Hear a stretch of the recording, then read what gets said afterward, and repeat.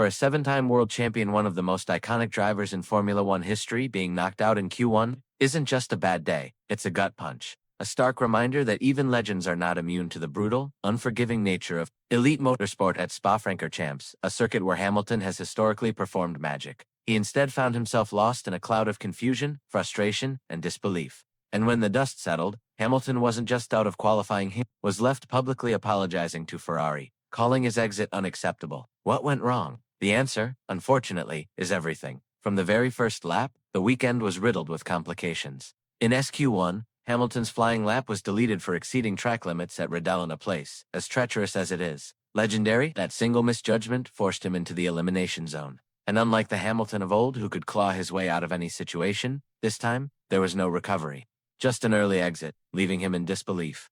It is what it is. Really sorry to the team, Hamilton told the press. It wasn't the kind of fierce, fiery response you'd expect from a champion. It was resignation. It was hurt. It was a man clearly still fighting, but not with the same weapons he once had. And the troubles didn't end there. In the sprint qualifying session, Hamilton's race unraveled further. He spun an uncharacteristic moment for someone with his experience. A spin so rare, he openly admitted it had never happened to him like that before. The rear axle locked, the car whipped sideways, and suddenly, the man chasing pole was instead facing the wrong direction. The final sprint race was just as dismal, starting 18th, finishing 15th, only to overtake Son Hulkenberg and Albon. That's it for Lewis Hamilton. That's not racing. That's damage control. What makes it worse is that while Hamilton struggled, his teammate thrived. The same machinery, the same team, yet completely different outcomes. That disparity raises hard questions, not just about Hamilton's performance, but about the consistency of the car itself and whether the upgrades meant to help have actually left him further adrift. Ferrari had lifted the ride height after plank wear issues in China, hoping for stability, but both Hamilton and Leclerc later admitted the car was still unstable, especially in corners. The upgrades helped, but only marginally, not enough to change the trajectory. Leclerc started third, Hamilton P16, and that gap says more than any headline ever could. But this isn't just about setup, or even mistakes. It's about identity. It's about whether Lewis Hamilton, the man who once ruled this sport, is still racing with the tools he needs to fight. The regulations, particularly track limits, came under fire too.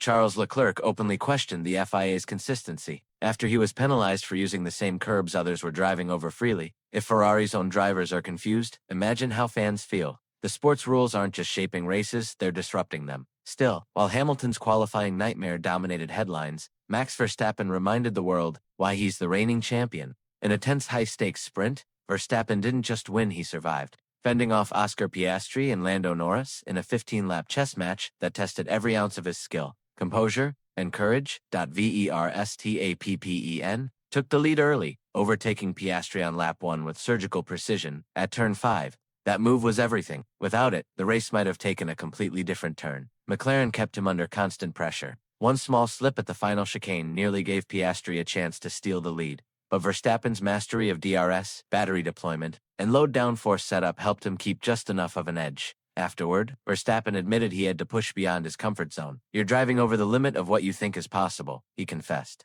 That line wasn't just about him, it was about the sport itself. The margins are razor thin. One twitch, one lockup, and you're out. And yet, Verstappen stood firm. His team's choice to sacrifice middle sector grip for straight-line speed paid off. It allowed him to escape on the Kemmel Straight and resist the late surges from Norris, who spent much of the race glued to his gearbox. But while Verstappen thrives, questions swirl around Red Bull. The sudden departure of team boss, Christian Horner, has thrown the team into a delicate transition.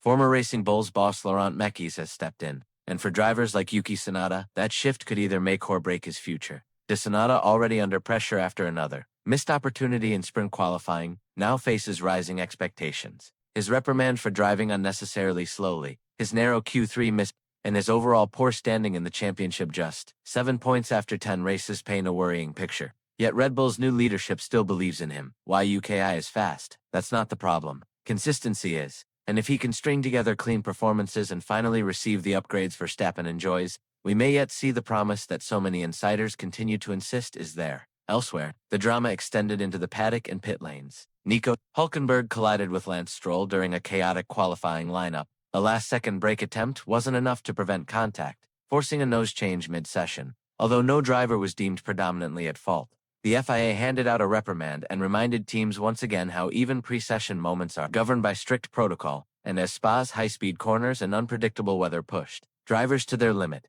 even veteran names like Alonso weren't spared. A near miss with Haas rookie Oliver Behrman in the pit lane highlighted just how quickly things can go wrong even before the green light. All this, and we haven't even mentioned the political backdrop. The FIA is under fire again this time for the handling of internal conflicts and controversial candidate claims during its leadership transition. In Formula One, the racing might be on the track, but the power games never stop behind the scenes. So where does all this leave Lewis Hamilton? In a precarious place, still hungry, still dangerous, but clearly facing one of the toughest stretches of his career. Spa was meant to be a comeback. Instead, it became a crucible. And the only way out now is through it.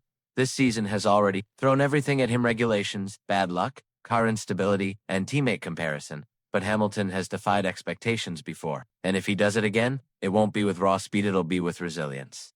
Let us know in the comments, do you think Hamilton can turn this around before the season ends? Is the FIA losing control of the sport's integrity? And who's really poised to challenge Verstappen's dominance? If you're passionate about the future of F1 and want to stay ahead of the curve, subscribe now. We're here to break it all down. Every moment, every controversy, every lap. See you in the next one.